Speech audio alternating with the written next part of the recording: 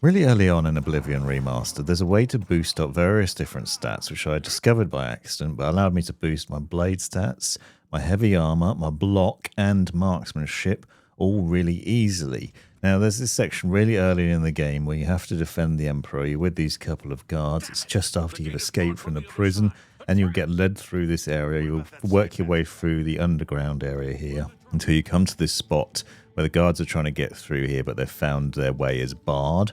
What I found is that basically the Emperor will come into this room, and then the guards will then wander out into the next area and try and defend him from more assassins that appear. What I've discovered is that the guards will then tell you to stay with the Emperor, which will then trigger the next part of the story and move you further into the game.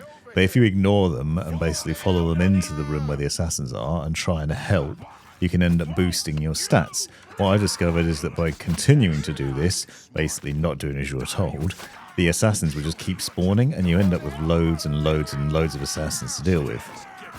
Now you do have to be careful because they are pretty difficult to deal with and their health is quite high. But I discovered because I had loads of arrows, I could just keep shooting them with my bow and increasing my marksman skills. And then when the bow ran out, you just basically go out and start bashing them, blocking their incoming attacks, hitting them with your swords, and obviously casting healing spells and other things to heal up. As you can see, I ended up with a lot of bodies in this room, which did cause the game to crash quite a few times, but it then increased my blade mastery, my block, my heavy armor usage, and marksmanship skills right before we've even basically left the prison. So you're already onto a boost here. I don't know how easy this will be to replicate. Obviously, just staying away from the Emperor is the main point here. If you do find that you get drawn into the room with the Emperor, then it often just triggers the next part of the game, as you can see happening here. So watch out getting too close to him, basically.